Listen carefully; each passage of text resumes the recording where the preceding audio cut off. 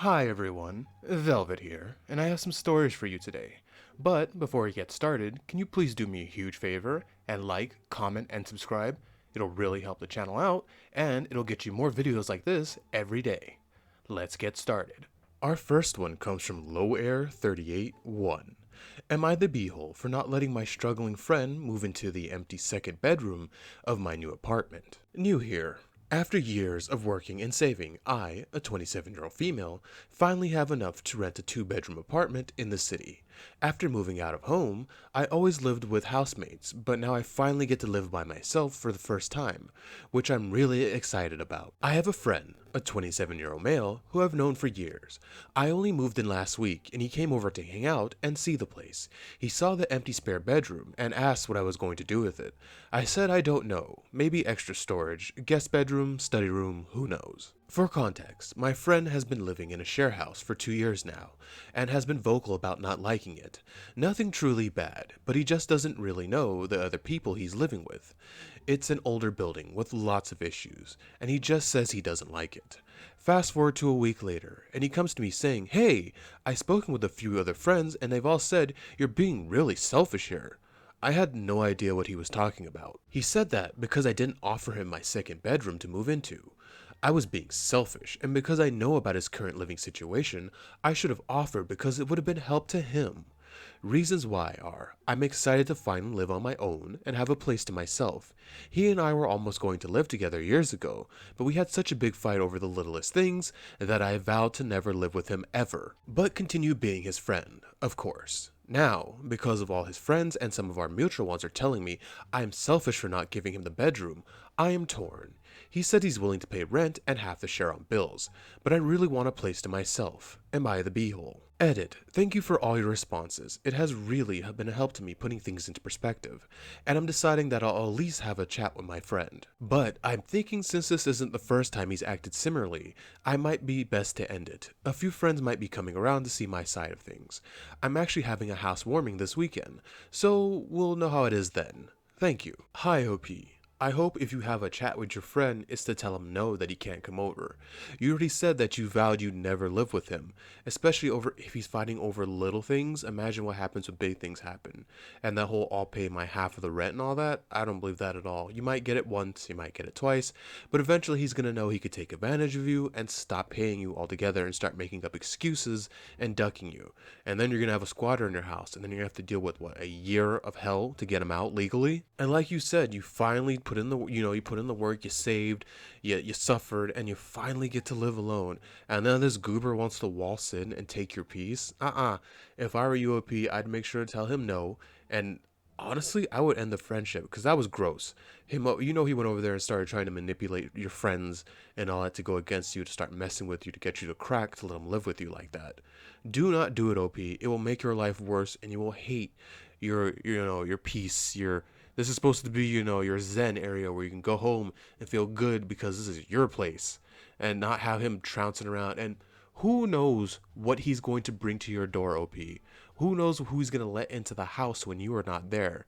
Who knows what stuff he might touch or take from you, or what random person might take from you, wandering into your room and messing up your living room and clogging your toilets. So OP, if I were in your predicament, I would absolutely not let him stay. I wouldn't let anyone stay. Enjoy your extra room. OP, you're not the beehole, but you absolutely would be the beehole if you crack and let them take your room, your house like that, your apartment like that. OP, again, do not let him move in. Don't let anyone move in that you've made a vow to not live with. Why would you do that? Do not let him move in. You are not the beehole. And our next one comes from Minute Lair 4412. Am I the beehole for telling my son's girlfriend to break up with him? My 41-year-old female son, a 20-year-old male, has been in a relationship with his girlfriend, Lily, a 20-year-old female, for about 3 years now. I love my son, and I hate to say this, but he has not turned out to be a good person. He has very little work ethic. He has no desire to get a job or to go to college, and spends most of his time gaming or partying. Lily, on the other hand, is the polar opposite. She is very studious and has aspirations to be a doctor, is a very good swimmer, and currently away at college. When my son and Lily first got together in high school, they were an excellent match. We loved having Lily over, and my son definitely took more care of himself. Since then, it's rapidly deteriorated. I know my son still loves Lily, but he never gives her the attention she deserves, and with her clear potential, I feel like she deserves better. When Lily came to visit a few days ago, she was visibly upset. When my son went to the store, I asked her if she was okay, and she told me that she didn't know what to do and wondered why my son had such little ambition and was so lazy. I told her I didn't see it changing anytime soon, as this was my view given it's been ongoing for almost 2 years. When she asked what I would do in her situation, I told her I'd put herself first and what she wanted. Lily thanked me and said she'd think about things. Well, earlier today, my son comes downstairs in a rage, telling me that Lily had broken up with him via text. I asked him what she said, and apparently the message referred to discussions with your mom. That had made her rethink the relationship. My son was livid that I had gotten involved and said I had overstepped boundaries. I told him that I didn't advise Lily to leave him, just that I said for her to make her own choices and to decide what was best for her. My son is now not talking to me, and my husband is annoyed believing that having no Lily will make my son's rut last even longer. I also miss having Lily around. So, am I the beehole? I'm gonna say you're not the beehole, but I can absolutely get where your son's coming from. You should have stayed out of it. I know you didn't say leave her, but come on, man. You were biased. You know you were edging towards that. But I also agree that girl, she's doing it right, I guess. Having, she has aspirations. There you go. And he's kind of, is he depressed? Because, I mean, really? That's, I don't know. First he was doing well, now he's not. I would, well, I don't know if you should talk to him. I guess your husband, or you might have already tried that. But I do see where you're coming from, telling her to make the best decision for herself. Um,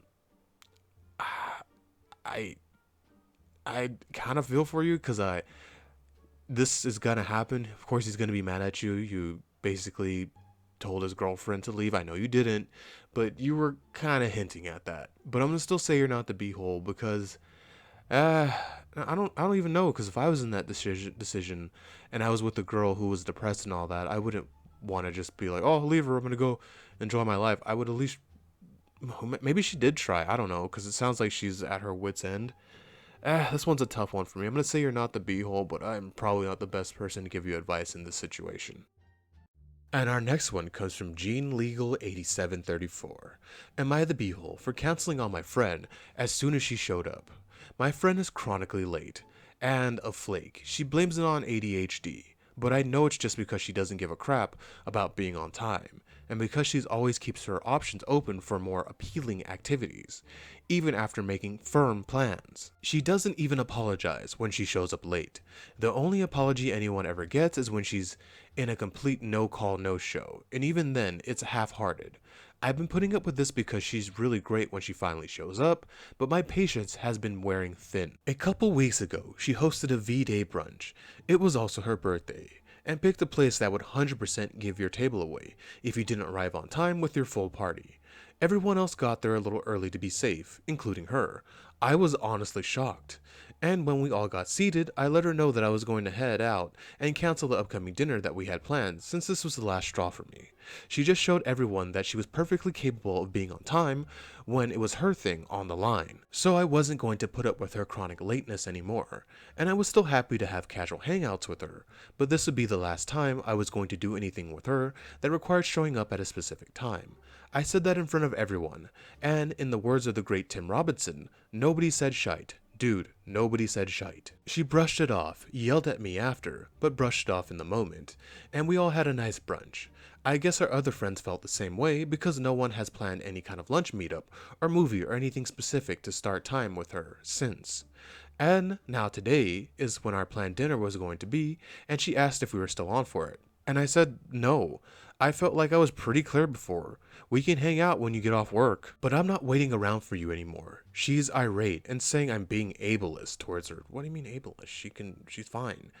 It feels bad because she's clearly hurt, but I'm also tired of being hurt and embarrassed waiting for her to show up all the time. Hi, OP. You're 100% not the beehole on this one. I hate being late, and I hate it when people are late. And I'm talking like your friend type of late, where she's always late, not once in a while because, stuff happens. And yeah, that would tick me off too. Not only is she not late, she is early.